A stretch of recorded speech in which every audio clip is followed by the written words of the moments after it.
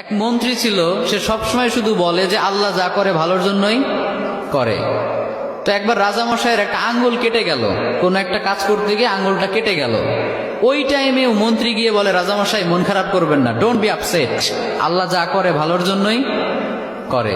এবার রাজামশাই তো রেগে গেছে যে এতদিন একা একা বকবক করতে কিছু বলি নাই, আমার আঙ্গুল কেটে গেল, এখানে ভালোর কি আছে? আচ্ছা, মন্ত্রীকে এবার বলতেছে, তো আল্লাহ যা করে ভালোর জন্যই করে, তাই না? বলে হ্যাঁ। তো ঠিক আছে, যা, তোরে আজকে থেকে আমি জেলখানায় ঢুকিয়ে দিলাম। আল্লাহ যা করে ভালোর জন্যই করে, তার মানে জেলে যাওয়াটাও তোর জন্য ভালো। ঠিক আছে, যা, তোর মন্ত্রিত্বও কেড়ে নিলাম, জেলখানায় ঢুকিয়ে দিলাম। মন্ত্রী এবারও বলে, সমস্যা নাই, আল্লাহ যা করে ভালোর জন্যই করে। তো এবার রাজামশাই আরেকটু রেগে গেছে যে পানিশমেন্ট দিতে চাইলাম, উল্টা দিকে আমাকে নিয়ে ঠাট্টা করে, ভালো লাগতেছে না, কি করবে? রেগে মেগে কয়েকটা লোক নিয়ে, তার সাঙ্গপাঙ্গ যারা আছে ওদেরকে নিয়ে জঙ্গলে চলে গেছে শিকার করার জন্য। কি করার জন্য? পশু শিকার করার জন্য। তো পশু শিকার করছে করছে, ইন দ্য মিন টাইম কয়েকটা লোক তাদের উপর হামলা করলো। এরা হলো জঙ্গলি মানুষ, এদেরকে কি বলে? জঙ্গলি মানুষ, বুঝতে পারছেন? মানে এরা জঙ্গলি, ওদের ওপর হামলা। এই হামলা দেখে বাকি যারা ছিল রাজামশাই বাদে সবগুলো ভৌ দৌড়, এক দৌড়ে পলাই। চাচা আপন প্রাণ বাঁচা, নিজে বাঁচলে বাপের নাম, রাজামশাই মরলে মরুক, আমরা বাঁচি। আর রাজামশাই তো সুখে শান্তিতে বসবাস, দৌড়ানোর প্র্যাকটিস নাই। ওই আল্লাহর বান্দা একটু দৌড় দিতে না দিতে ধরা পড়ে গেছে। আর অন্যদের তো হেঁটে দৌড়ে অভ্যাস আছে, ওরা পালিয়ে গেছে। এখন রাজামশাইকে সবাই ধরে নিয়ে চলে গেছে এক জায়গায়। আসলে রাজামশাইকে তারা নিয়ে গিয়েছে জবাই করার জন্য। কি করার জন্য? তাদের বিশ্বাস মতে প্রত্যেকটা বছর তারা তাদের দেবদেবীর উদ্দেশ্যে একটা করে মানুষ উৎসর্গ করে।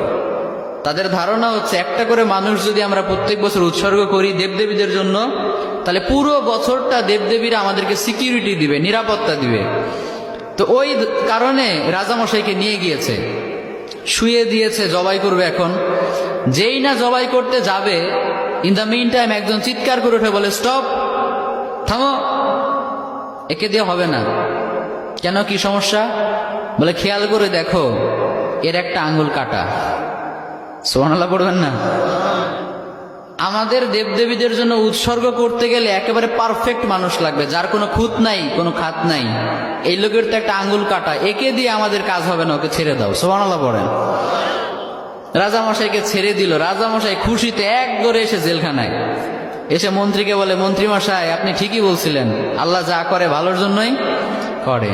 কিন্তু একটা জিনিস আমি এখনো বুঝলাম না, আমার আঙ্গুল কাটার কারণে না হয় আমি বেঁচে গেলাম, তার মানে আল্লাহ যা করে ভালোর জন্য করে, বুঝলাম।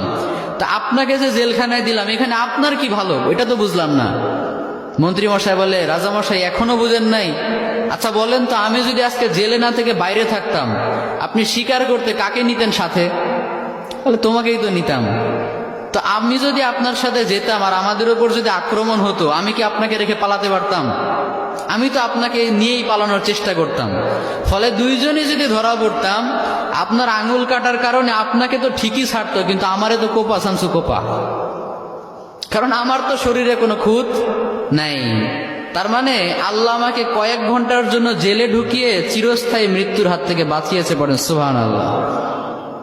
তাহলে এবারও বোঝা গেল যে আল্লাহ যা করে ভালোর জন্যই করে। তো এই জন্য আজকে থেকে আপনাদের সাথে যেটাই ঘটুক না কেন, মন খারাপ করা যাবে?